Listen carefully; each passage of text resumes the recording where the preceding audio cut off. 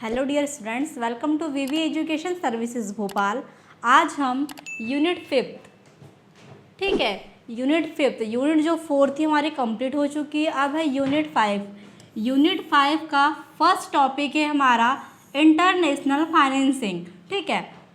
अभी तक जैसे हमने फर्स्ट यूनिट से लेकर फोर्थ यूनिट तक कवर किया, उसमें हमने क्या देखा, फाइनेंशियल इंस्टीट्यूशंस, फाइनेंशियल मार्केट, ये सारी चीज़ें पढ़ी। बट हमने क्या किया, अपने भारत में, अपने इंडिया में क्या किया था, इन चीज़ों को पढ़ा था कि फाइनेंशियल इंस्टीट्यूशंस क्या होते हैं, फाइनेंशियल मार्केट क्या होता है। अब इन चीज़ों को हम किस में पढ़ेंगे, इंटरनेशनल लेवल पे पढ़ेंगे। मतलब इंटरनेशनल मतलब अदर कंट्रीज़ में जो फाइनेंसिंग होती है उसके बारे में हम फिफ्थ यूनिट में कवर करेंगे। तो सबसे पहला जो हमारा टॉपिक है कि इंटरनेशनल फाइनेंसिंग क्या होता है, ठीक है। एक ऑफिशियल डेफिनेशन हम बाद में देखेंगे, सबसे पहले क्लियर करते हैं कि इंटरनेशनल फाइनेंसिंग होता क्या है। देखो, फाइनेंसिंग का मतलब तो आपको पता है, जो मैंने आपको बताया था। फाइनेंसिंग का मतलब होता है कि जो पैसों का लेन देन होता है, पैसा का ट्रांसफ़र होना, फंड का इन्वेस्टमेंट होना, फंड का अरेंजमेंट होना, वो क्या कहलाता है, फाइनेंसिंग कहलाता है। बट इंटरनेशनल फाइनेंसिंग क्या होता है, इंटरनेशनल फाइनेंसिंग का मतलब होता है डिफरेंस कंट्री के बीच। अभी जैसे हमने पढ़ा फर्स्ट यूनिट से लेके फोर्थ यूनिट तक, इसमें हम क्या पढ़ रहे थे, ओनली इंडिया के बारे में पढ़ रहे थे। बट जो फिफ्थ यूनिट है, फिफ्थ यूनिट में क्या दिया है, इंटरनेशनल फाइनेंसिंग के बारे में दिया है। तो इंटरनेशनल का मतलब होता है कि दो या दो से अधिक देश, या सिंपल सा बोले तो डिफरेंट कंट्रीज़ के बीच जो फंड होता है या पैसा होता है, उसका अरेंजमेंट करना या फिर इन्वेस्टमेंट करना ही क्या कहलाता है, इंटरनेशनल फाइनेंसिंग कहलाता है, ठीक है। स्टार्ट करते हैं एक ऑफिशियल डेफिनेशन के साथ। इंटरनेशनल फाइनेंसिंग को हिंदी में बोलते हैं अंतर्राष्ट्रीय वित्त पोषण। हिंदी में बोलते हैं अंतर्राष्ट्रीय वित्त पोषण। International financing means arising and और raising fund for the foreign countries और international financial market for business, trade, investment और डेवलपमेंट पर्पस। क्या होता है इंटरनेशनल फाइनेंसिंग, जब कोई देश, कंपनी या संस्था विदेशों या अंतर्राष्ट्रीय वित्तीय बाजार से, मैंने वही आपको बताया कि देखो क्या बोल रहा है इसमें, कोई देश, कंपनी, संस्था विदेशों या अंतर्राष्ट्रीय वित्तीय बाजारों से। यहाँ पर विदेश और अंतर्राष्ट्रीय वित्तीय बाजार का मतलब क्या है, इंटरनेशनल से, मतलब अदर कंट्रीज से है। तो जब कोई देश, कंपनी या संस्था विदेशों या अंतर्राष्ट्रीय वित्तीय बाजारों से क्या करता है, व्यापार करता है, मतलब बिजनेस करता है, कोई बिजनेस डील करता है, निवेश करता है, इन्वेस्टमेंट करता है अदर कंट्रीज़ में, या विकास के लिए, मतलब अपने देश के ग्रोथ के लिए, या अपने जो धन है, हमारे पास जो फंड है, पैसा है, उसके ग्रोथ के लिए क्या करता है, धन प्राप्त करता है, तो उसे इंटरनेशनल फाइनेंसिंग या अंतर्राष्ट्रीय वित्त पोषण कहा जाता है। सिंपल सा मीनिंग इसका यही है कि जो मैंने आपको फर्स्ट टाइम डेफिनेशन बताई थी कि इंटरनेशनल फाइनेंसिंग का मतलब होता है अदर कंट्रीज़ के बीच जो फंड होता है, पैसा होता है, उसको क्या करना, उसका लेन देन करना, उसका इन्वेस्टमेंट करना, उसको अरेंजमेंट करना, ठीक है। वही क्या कहलाता है, इंटरनेशनल फाइनेंसिंग कहलाता है। और यहाँ पर एक ऑफिशियल डेफिनेशन दी गई है कि जब कोई देश, कंपनी या संस्था विदेशों या अंतर्राष्ट्रीय वित्तीय बाजार से व्यापार, मतलब बिजनेस, इन्वेस्टमेंट या विकास के लिए धन प्राप्त करती है, तो उसे क्या कहते हैं, इंटरनेशनल फाइनेंसिंग कहते हैं, ठीक है। यह है इंटरनेशनल फाइनेंसिंग की डेफिनेशन। अब हम देखेंगे जो इंटरनेशनल फाइनेंसिंग है, इसकी विशेषताएं क्या होती है। हमने जो कहना चाहिए फाइनेंशियल मार्केट, फाइनेंशियल इंस्टीट्यूशंस, इन सारे चीज़ों के बारे में पहले पढ़ चुके हैं। बट अब देखेंगे हम कि हमारे देश की जो अर्थव्यवस्था है, हमारे देश का जो इकोनॉमिक सिस्टम है, उसमें जो हमारा फाइनेंशियल सिस्टम है वो कैसा है, वो कैसे काम करता है, किसकी क्या विशेषता, सब कुछ कर चुके हैं।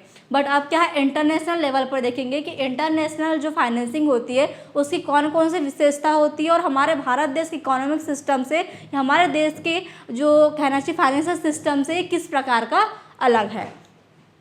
तो फीचर ऑफ इंटरनेशनल फाइनेंसिंग, अंतर्राष्ट्रीय वित्त पोषण की विशेषताएं। फर्स्ट है क्रॉस बॉर्डर ट्रांजैक्शन, वित्तीय सीमाएं पार, मतलब सीमाएं पार लेन देन। इसमें क्या होता है, फाइनेंशियल इंस्टीट्यूशन में क्या हो रहा था, अपने ही देश में पैसों का लेन देन हो रहा था। बट इंटरनेशनल फाइनेंसिंग क्या विशेषता है, इंटरनेशनल फाइनेंसिंग की विशेषता है कि financial activity take place between different countries. इसमें अलग अलग देशों के बीच क्या होता है, वित्तीय लेन देन होता है, मतलब फाइनेंशियल ट्रांजेक्शन होते रहता है। फिर सेकंड इसकी विशेषता, सेकंड फीचर इसका फॉरेन करेंसी इन्वॉल्वमेंट, विदेशी मुद्रा का उपयोग। Transaction are done in international currency like dollar and euro. इसमें क्या होता है, इसमें डॉलर और यूरो जैसे विदेशी मुद्राओं का उपयोग किया जाता है। हमारे इंडिया में क्या है, हमारे इंडिया की करेंसी है INR, ठीक है, इंडियन रुपीस। बट जो इंटरनेशनल बिजनेस करते हैं, इंटरनेशनल फाइनेंसिंग होती है, वहाँ पर क्या होता है, डॉलर यूरो जैसे विदेशी मुद्राओं का उपयोग किया जाता है। थर्ड है लार्ज कैपिटल रिक्वायरमेंट, अधिक पूंजी की आवश्यकता। इट्स जनरली इन्वॉल्व्स हज अमाउंट ऑफ फंड, इसमें सामान्यतः बड़ी मात्रा में धन की आवश्यकता होती है। इसमें छोटे मोटे ट्रांजैक्शन नहीं होते हैं। इंटरनेशनल फाइनेंसिंग की विशेषता होती है कि इसमें बड़े बड़े ट्रांजैक्शन होते हैं, बड़े बड़े लेन देन या बड़े पैमाने पर लेन देन होते हैं। इसमें ज़्यादा से ज़्यादा धन की आवश्यकता होती है। फिर फोर्थ है रिस्क एंड रिटर्न, जोखिम और लाभ। इंटरनेशनल फाइनेंसिंग हैज़ बहुत higher and risk and higher return. ये क्या करता है, जो इंटरनेशनल फाइनेंसिंग है इसमें अधिक जोखिम के साथ अधिक लाभ की संभावना होती है, कि मतलब जितना ज़्यादा रिस्क होगा उतना ज़्यादा प्रॉफिट भी होगा। ये इंटरनेशनल फाइनेंसिंग की विशेषता है। अगर कोई व्यक्ति क्या कर रहा है, इंटरनेशनल व्यापार कर रहा है, इंटरनेशनल बिजनेस कर रहा है या इंटरनेशनल इन्वेस्टमेंट कर रहा है, तो उसको क्या होगा, उसको रिस्क भी ज़्यादा होगा, और रिस्क अगर लेता है तो उसको प्रॉफिट भी ज़्यादा से ज़्यादा होगा। तो इंटरनेशनल फाइनेंसिंग की क्या विशेषता है कि रिस्क एंड रिटर्न, जितना ज़्यादा रिस्क होगा उतना अच्छा प्रॉफिट होगा, ठीक है। तो ये नॉर्मली फीचर्स थे इंटरनेशनल फाइनेंसिंग के। अब हम देखेंगे इम्पोर्टेंस इंटरनेशनल फाइनेंसिंग के। अब हमने देख लिया कि जो इंटरनेशनल फाइनेंसिंग है उसकी विशेषताएं क्या क्या होती है, बट अब हम देखेंगे कि ये इंटरनेशनल फाइनेंसिंग है वो क्यों ज़रूरी है, इसका महत्व क्या है। इसमें फर्स्ट है बिजनेस एक्सपेंशन, व्यापार विस्तार। Companies can extend their business in other countries, company अपने व्यापार को दूसरे देशों तक क्या करती है, बढ़ा सकती है। इंटरनेशनल फाइनेंसिंग का क्यों ज़रूरी है, इसका महत्व इसलिए है कि जो इंटरनेशनल फाइनेंसिंग है वो क्या करती है, कंपनी अपने व्यापार को दूसरे देशों तक बढ़ा सकती है। अगर आप इंटरनेशनल बिजनेस करते हैं तो क्या कर सकते हैं, आप बड़ी बड़ी जगहों पे अपना व्यापार जमा सकते हैं, बड़ी बड़ी जगहों पे अपना व्यापार कर सकते हैं। अब मतलब इस देश से उस देश में अपना व्यापार कर सकते हैं, ठीक है। ये क्या है, ये उसकी इम्पोर्टेंस है। फिर सेकंड है फॉरेन इन्वेस्टमेंट, विदेशी निवेश। It helps in getting capital and investment for abroad, इसमें विदेशों की पूंजी और निवेश प्राप्त होता है। इंटरनेशनल फाइनेंसिंग इसलिए भी ज़रूरी है, इसका महत्व इसलिए भी है कि इसमें क्या होता है, विदेशी पूंजी से और निवेश प्राप्त होता है। आप क्या कर सकते हैं, जो इंटरनेशनल कैपिटल हमारी होती है, जो विदेशी पूंजी होती है वो क्या कर सकते, वो उसमें क्या होता है, निवेश प्राप्त होता है, मतलब आप वहाँ पर इन्वेस्टमेंट कर सकते हैं। थर्ड है इकोनॉमिक डेवलपमेंट, आर्थिक विकास।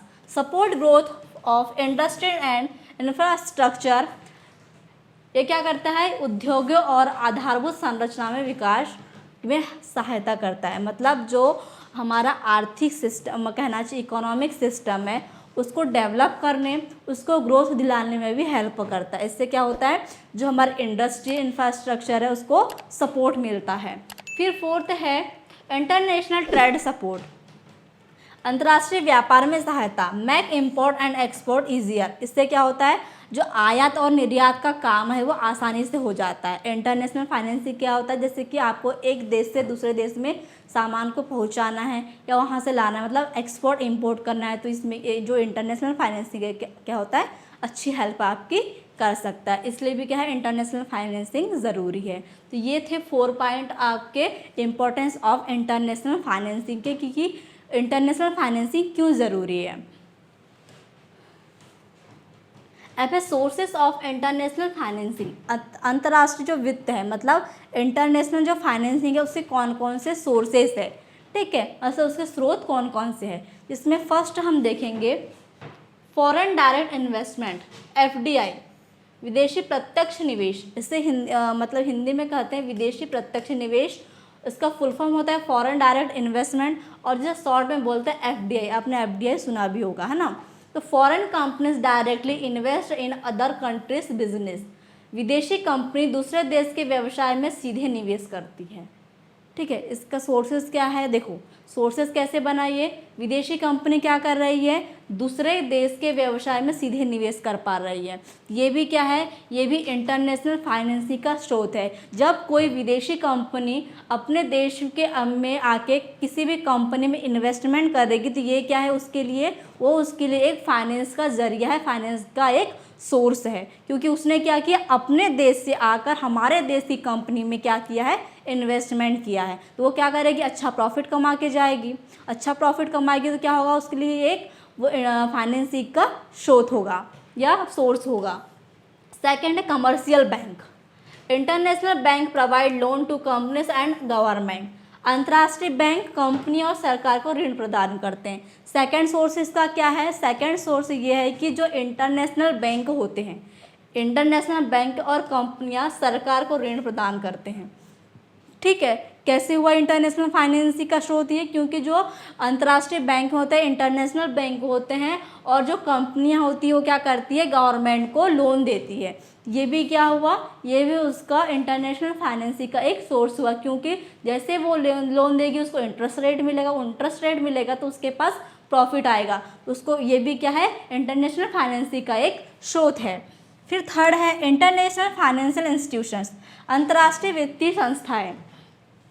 Institutions like International Monetary Fund and World Bank provide financial support. IMF और वर्ल्ड बैंक जैसी संस्थाएं वित्तीय सहायता प्रदान करती है। ठीक है, देखिए क्या लिखा है, international monetary fund.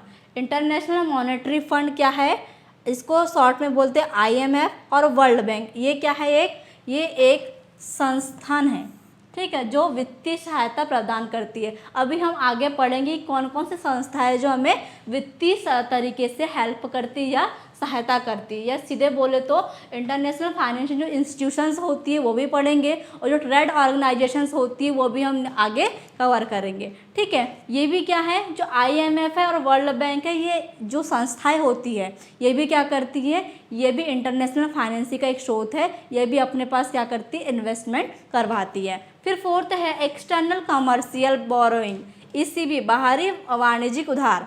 Companies borrow fund from foreign market और लैंडर्स।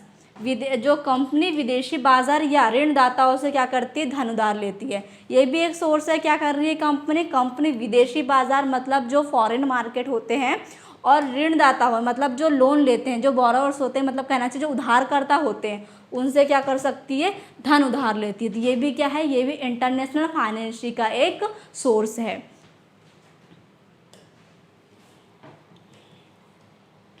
ठीक है, अब हम पढ़ेंगे इंटरनेशनल ट्रेड ऑर्गेनाइजेशंस। जैसे मैंने अभी आपको बताया था कि जो इंटरनेशनल फाइनेंसिंग हो रही है, और इंटरनेशनल फाइनेंसिंग में एक सोर्सेस होते हैं, कौन कौन से, जिसकी उसके सोर्स में हमने पढ़ा था IMF, वर्ल्ड बैंक, तो वो क्या थी, वो इंटरनेशनल फाइनेंशियल ऑर्गेनाइजेशन थी। वैसे ही हम सबसे पहले पढ़ेंगे कि जो इंटरनेशनल ट्रेड ऑर्गेनाइजेशन क्या होती है। मतलब ट्रेड का मतलब क्या होता है, व्यापार करना। देश विदेशों में जो व्यापार होता है वो कौन सी ऑर्गेनाइजेशंस करवाती है, जिसमें सबसे पहले उसकी डेफिनेशन देखते हैं कि international trade organization are institutions that regulate, promote and support trade activities between different countries. वे संगठन जो विभिन्न देशों के बीच, जैसे मैंने आपको बताया कि ट्रेड का मतलब क्या होता है, व्यापार। इंटरनेशनल मतलब अंतर्राष्ट्रीय या विदेशी। तो जो विदेशी व्यापार होता है वो कौन कौन सी इंस्टीट्यूशंस होती है उसमें, वो हम इसमें कवर करेंगे। तो वे संगठन जो विभिन्न देशों के बीच व्यापारिक गतिविधियों को नियंत्रित, प्रोत्साहित और सहायता प्राप्त करते हैं। वे ऑर्गेनाइजेशंस जो क्या कर रही है, विभिन्न देश मतलब जो डिफरेंट टाइप्स के कंट्रीज होती है उनके बीच व्यापारिक गतिविधि मतलब जो बिजनेस एक्टिविटीज़ होती है उसको क्या कर रही है, कंट्रोल कर रही है, प्रोत्साहित कर रही है और सहायता प्रदान कर रही है। उसको हेल्प भी कर रही है, उसको कंट्रोल भी कर रही है, और क्या कर रही है, उसको सपोर्ट भी कर रही है। ठीक है, तो उन्हें क्या कहते हैं, इंटरनेशनल ट्रेड ऑर्गेनाइजेशन कहते हैं। मतलब वो संस्था जो क्या कर रही है, डिफरेंट कंट्रीज के बीच व्यापार की जो एक्टिविटी है, बिजनेस एक्टिविटीज़ है, उसको क्या करती है, कंट्रोल करती है, प्रोत्साहित करती है, सपोर्ट करती है, रेगुलेट करती है। उसे क्या कहते हैं, उसे फाइनेंशियल इंटरनेशनल ट्रेड ऑर्गेनाइजेशन कहते हैं। ठीक है, अब हम देखें कि जो ये इंटरनेशनल ट्रेड ऑर्गेनाइजेशन होती है वो कौन कौन सी होती है। हमने ये तो समझ लिया कि इंटरनेशनल ट्रेड ऑर्गेनाइजेशन होता क्या है, बट हम अब देखेंगे कि ऐसी कौन कौन सी ऑर्गेनाइजेशंस है जो क्या कर रही है, मतलब इंटरनेशनल ट्रेड करवा रही है, मतलब देश विदेशों के बीच व्यापार करवा रही है। जिसमें फर्स्ट है GATT, general agreement on tariff and trade. First क्या है, इसमें फर्स्ट ऑर्गेनाइजेशन है general agreement on tariff and trade, जिसे मतलब शॉर्ट में गेट कहा था, GATT। GATT का फुल फॉर्म क्या होता है, general agreement on tariff and trade.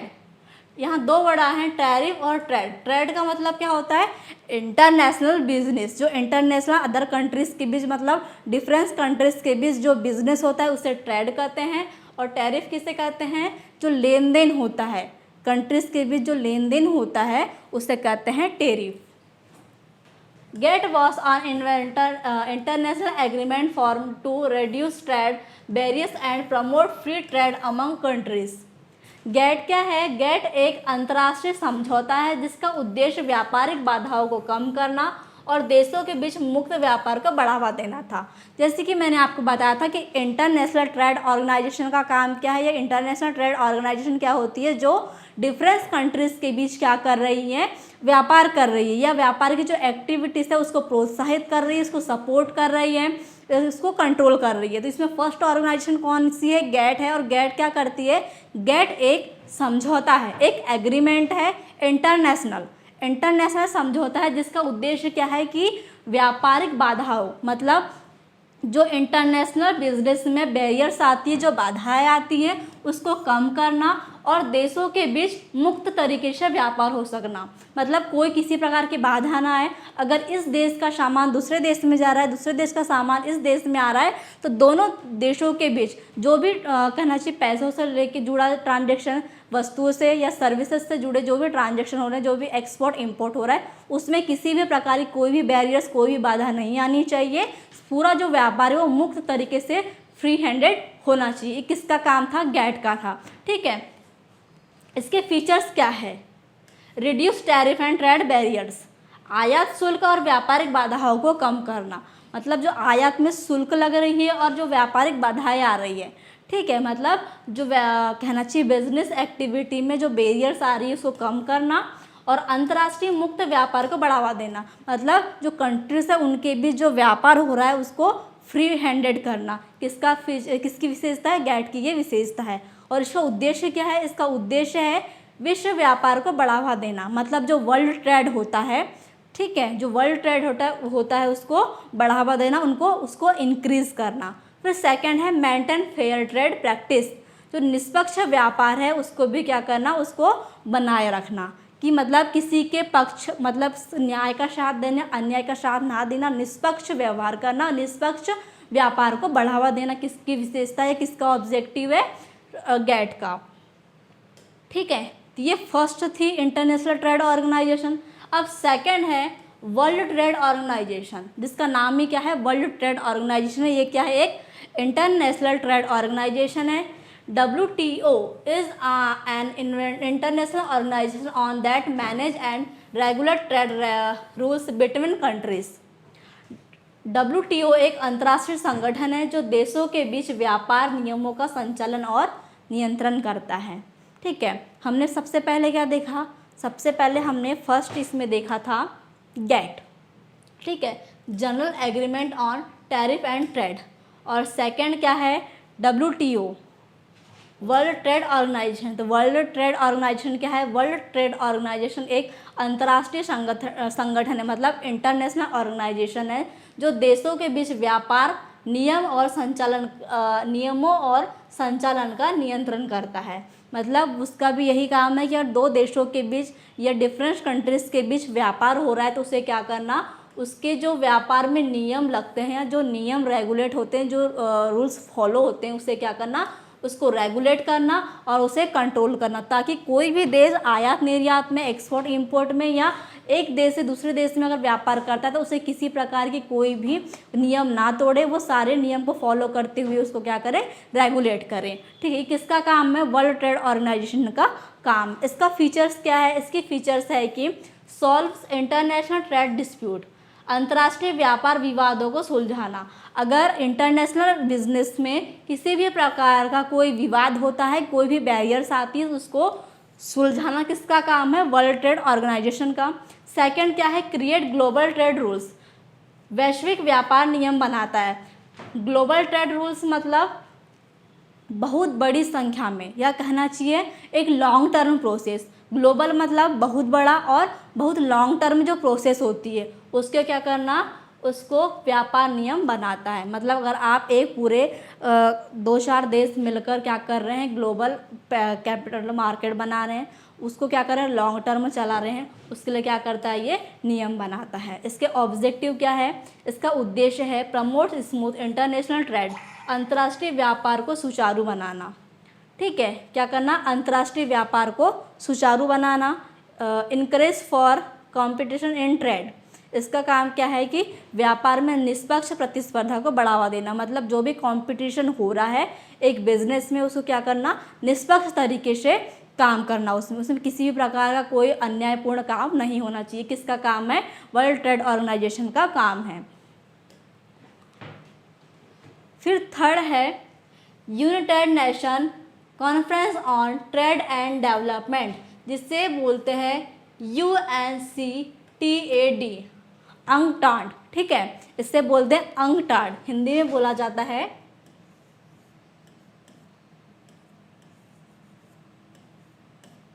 अंगटाड। ठीक है, तो ये क्या होता है, ये भी क्या है, ये भी इंटरनेशनल ट्रेड ऑर्गेनाइजेशन है। UNCTAD is a United Nations organization that support trade and economic development for developing countries. UNCTAD संयुक्त राष्ट्र का एक संगठन है जो विकासशील देशों के व्यापार और आर्थिक विकास में हेल्प करता है। क्या करता है UNCTAD? UNCTAD एक संयुक्त राष्ट्र का एक संगठन है, एक ऑर्गेनाइजेशन है जो विकासशील देशों, ठीक है, जो देश विकासशील देशों में आता है, जैसे कि भारत, ठीक है, एक विकासशील देश है, अभी वो विकसित देशों में नहीं आया है। विकासशील देशों के व्यापार और आर्थिक विकास, हमारा भारत क्या है, अभी हमारा भारत विकासशील देश है, अभी विकसित देशों में नहीं आया है। तो वैसे ही जो भी देश क्या है, अभी विकासशील देश में आता है, उन विकासशील देशों के बीच क्या करना है, व्यापार और आर्थिक विकास, जो इकोनॉमिक सिस्टम है, ठीक है, या जो फाइनेंशियल सपोर्ट है, उसको क्या करना, उसको डेवलप करना, उसके हेल्प करना, किसका काम है, UNCTAD का है। और UNCTAD क्या है, एक संयुक्त राष्ट्र का संगठन है। ठीक है, इसकी विशेषताएं क्या है, इसके फीचर्स है कि विकासशील देशों को विशेष ध्यान दिया जाता है, जो देश विकासशील देश में आ रहे हैं उस पर प्रॉपर ध्यान दिया जाए।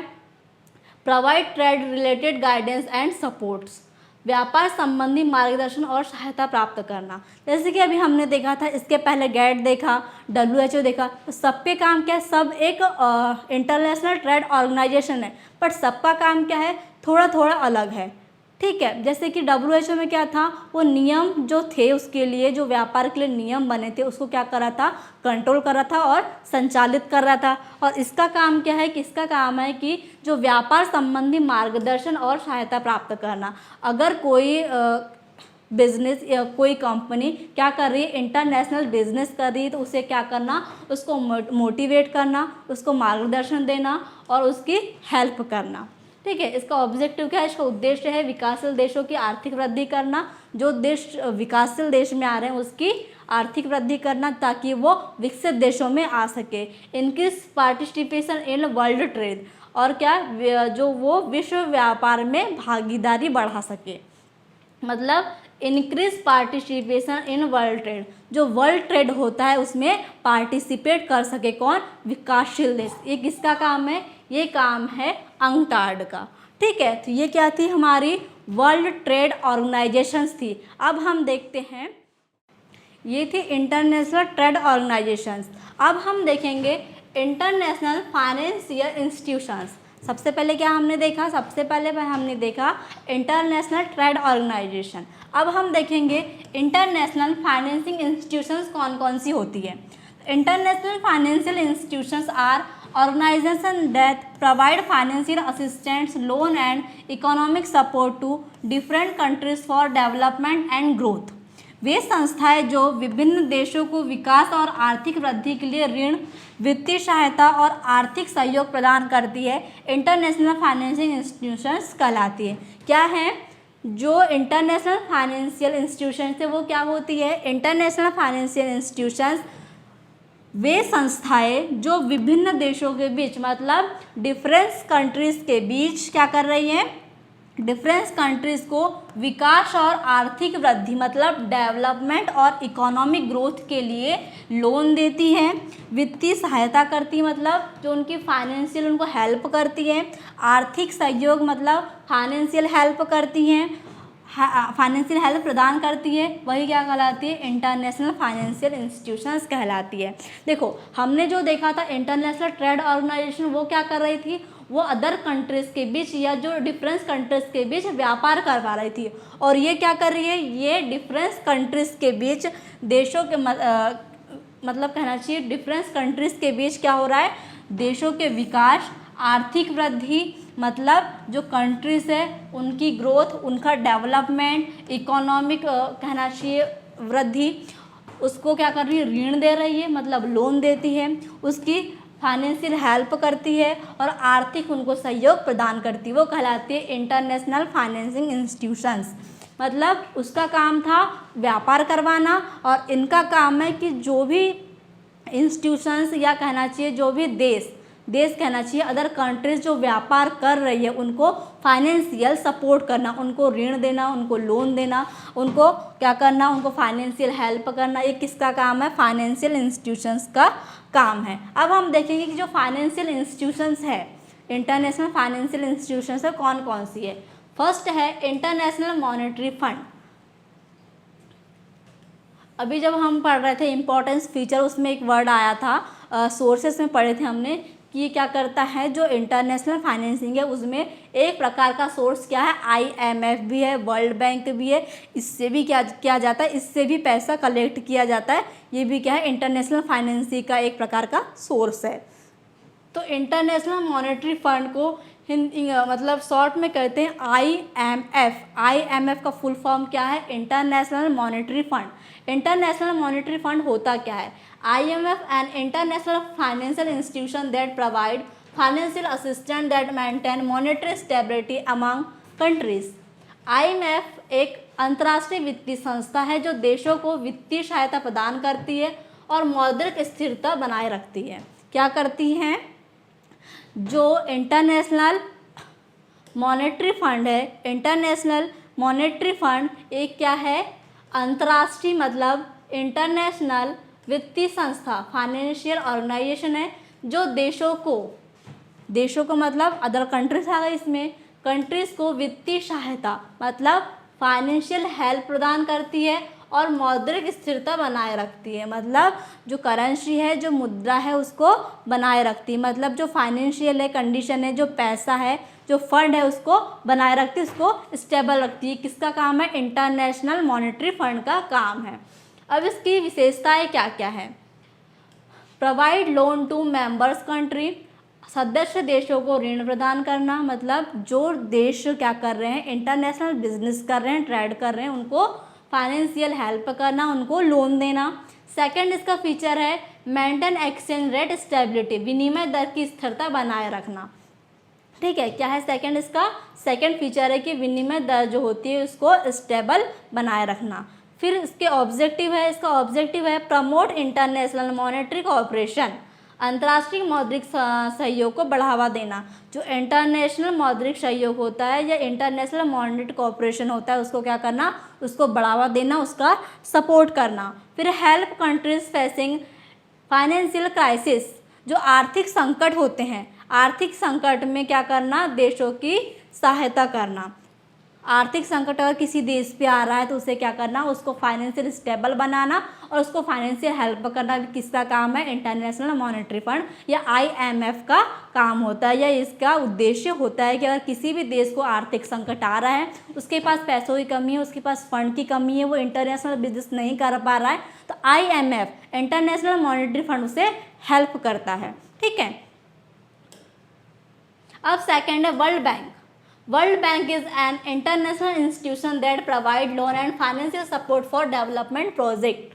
वर्ल्ड बैंक क्या है, वर्ल्ड बैंक भी एक प्रकार का इंटरनेशनल फाइनेंसिंग इंस्टीट्यूशंस है। ठीक है, वो जो विकास परियोजनाओं के लिए ऋण और वित्तीय सहायता प्रदान करता है। ये भी क्या करता है, ये भी विकास परियोजनाएं मतलब जो डेवलपमेंट की एक्टिविटी होती है, डेवलपमेंट के लिए जो भी सुझाव दिए जाते हैं। ठीक है, अगर कोई देश अपने देश के डेवलपमेंट के लिए या अपने बिजनेस के डेवलपमेंट के लिए जो क्या कर रहा है, अदर कंट्रीज में बिजनेस कर रहा है, उसको डेवलप करने के लिए क्या कर रहा है, परियोजनाएं बना रहा है, उसको ऋण देना मतलब उसको लोन देना और उसको फाइनेंशियल हेल्प करना, उसको वित्तीय सहायता प्रदान करना किसका काम है, वर्ल्ड बैंक का काम है। मतलब वो क्या करता है, लोन देता है, फाइनेंशियल कंडीशन उनकी ठीक करता है।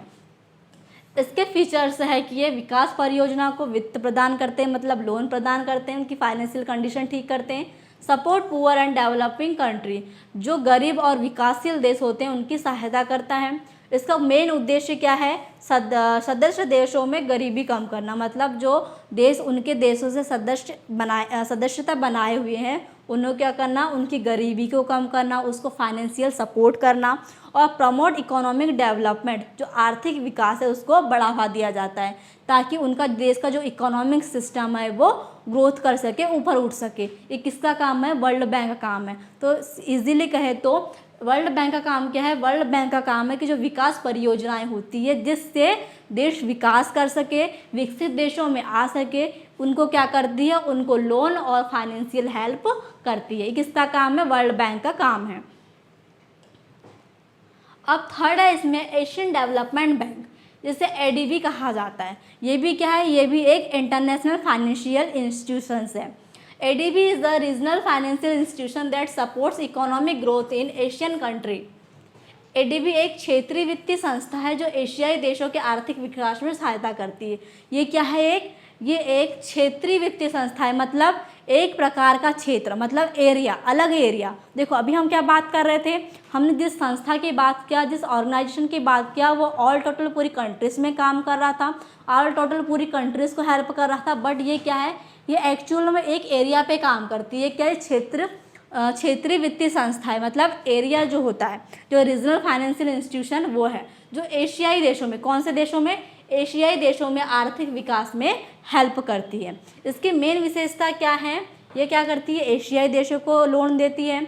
सेकंड इसका काम क्या है, सेकंड इसकी विशेषता क्या है, आधारभूत संरचना के विकास में सहायता करती है, आधारभूत संरचना के विकास या डेवलपमेंट को हेल्प करती है। इसका मेन ऑब्जेक्टिव क्या है, एशिया में आर्थिक विकास को बढ़ावा देना, मतलब एशिया का जो आर्थिक विकास है, ठीक है, जो इकोनॉमिक डेवलपमेंट है उसको बढ़ावा देना। Reduce poverty in Asian country, जो एशियाई देशों में क्या करना, गरीबी को कम करना। ये किसका काम है, एशियन डेवलपमेंट बैंक का काम है। ठीक है, ये क्या करती है, एक रीजनल फाइनेंशियल इंस्टीट्यूशन है जो एक एशियाई क्षेत्र में काम करती है, पूरे कंट्रीज में काम नहीं करती है। ठीक है, अब हम देखेंगे कि जो इंटरनेशनल फाइनेंसिंग है, देखो हमने इंटरनेशनल फाइनेंसिंग क्या होता है देखा, उसके बाद देखा कि उसके फीचर्स क्या है, उसके इम्पोर्टेंस क्या है, उसके बाद देखा कि ऑर्गेनाइजेशन, ट्रेड ऑर्गेनाइजेशन कौन सी है, मतलब जो इंटरनेशनल व्यापार करवाती है वो ऑर्गेनाइजेशन कौन कौन सी है। फिर देखा कि जो ऑर्गेनाइजेशन इंटरनेशनल बिजनेस होता है उनको कौन कौन से फाइनेंशियल इंस्टीट्यूशन सपोर्ट करती है, लोन देती है, उनको आर्थिक विकास में हेल्प करती है, वो देखा हमने। अब हम देखेंगे कि जो इंटरनेशनल फाइनेंसिंग है इसके लाभ क्या है, उसकी हानियाँ क्या है, मतलब एडवांटेज क्या है, उसके डिसएडवांटेज क्या है। फर्स्ट है large amount of fund available, her capital can be राइज्ड easily, बड़ी मात्रा में पूंजी आसानी से प्राप्त हो जाती है। ठीक है, इसका क्या एडवांटेज है, इसका एडवांटेज ये है कि बड़ी मात्रा में क्या हो जाती है, पूंजी प्राप्त हो जाती है, मतलब कैपिटल अरेंज हो जाता है। ठीक है, ये क्या है, इसका एडवांटेज है, इसका लाभ है। सेकंड क्या है, business expansion, help companies enter global market, कंपनियों को वैश्विक बाजार में विस्तार करने में मदद मिलती है। कंपनियों को वैश्विक बाजार मतलब जो लॉन्ग टर्म बाजार होते हैं, देखो वैश्विक मतलब ग्लोबल मार्केट मतलब बहुत बड़ा व्यापारिक बाजार, जहाँ पर बहुत बड़े लेवल पर क्या किया जा रहा है, व्यापार किया जा रहा है। जो लॉन्ग टर्म है, शॉर्ट टर्म नहीं है, उसे क्या कहते हैं, वैश्विक बाजार या ग्लोबल कैपिटल मार्केट कहा जाता है। तो कंपनियों को वैश्विक बाजार में विस्तार करने में मदद मिलती है। ठीक है, फिर इसका थर्ड एडवांटेज क्या है, economic growth, increase development and employment opportunities, आर्थिक विकास और रोजगार के अवसर बढ़ते हैं। इंटरनेशनल फाइनेंसिंग से क्या होता है, इंटरनेशनल फाइनेंसिंग का एडवांटेज ये भी है कि इससे जो हमारे देश का इकोनॉमिक सिस्टम है वो क्या करता है, डेवलप होता है, विकास करता है, ग्रोथ होती है। और जो रोजगार है मतलब एम्प्लॉयमेंट है, जैसे कि लोगों को नौकरी ना मिलना, ये परेशानी हो रही थी, बट इंटरनेशनल फाइनेंसिंग से क्या होता है, रोजगार के अवसर बढ़ जाते हैं, क्योंकि वो काम 2-3 मतलब 4-5 देश मिलके होते हैं। इस देश का काम उस देश में आ जाता है, यहाँ से व्यापार वहाँ चल जाता है, मतलब रोजगार यहाँ भी बढ़ेगा, इस देश में भी बढ़ेगा और दूसरे देश में भी बढ़ेगा। ठीक है, तो रोजगार के अवसर भी बढ़ते हैं। फिर फोर्थ है advance technology and skills. Okay, इसका फोर्थ एडवांटेज क्या है कि advance technology and skills, foreign investment bring modern technology, विदेशी निवेश से नई तकनीक और कौशल प्राप्त होते हैं। क्या होता है, विदेशी निवेश से मतलब अगर आप इंटरनेशनल इन्वेस्टमेंट करते हैं तो इंटरनेशनल इन्वेस्टमेंट से नई तकनीक मतलब जो न्यू टेक्नोलॉजी आती है या न्यू टेक्नोलॉजी आई है उसका क्या होता है, उसके बारे में आपको पता चलता है उसका और कौशल प्राप्त होता है। ठीक है, मतलब आपको मॉडर्न टेक्नोलॉजी क्या होती है, कैसे इन्वेस्टमेंट होता है, कैसे प्रॉफिट निकलता है, इसकी सारी जानकारी किससे होती है, इंटरनेशनल फाइनेंसिंग से होती थी। ये क्या था, ये एडवांटेज थे इंटरनेशनल फाइनेंसिंग के। ठीक है, अब हम देखेंगे कि इसके डिसएडवांटेज क्या है, मतलब इसकी हानियाँ कौन कौन सी हैं। फर्स्ट है exchange rate risk, currency value change में कॉसेस लॉस, मुद्रा विनिमय दर में बदलाव में नुकसान हो सकता है।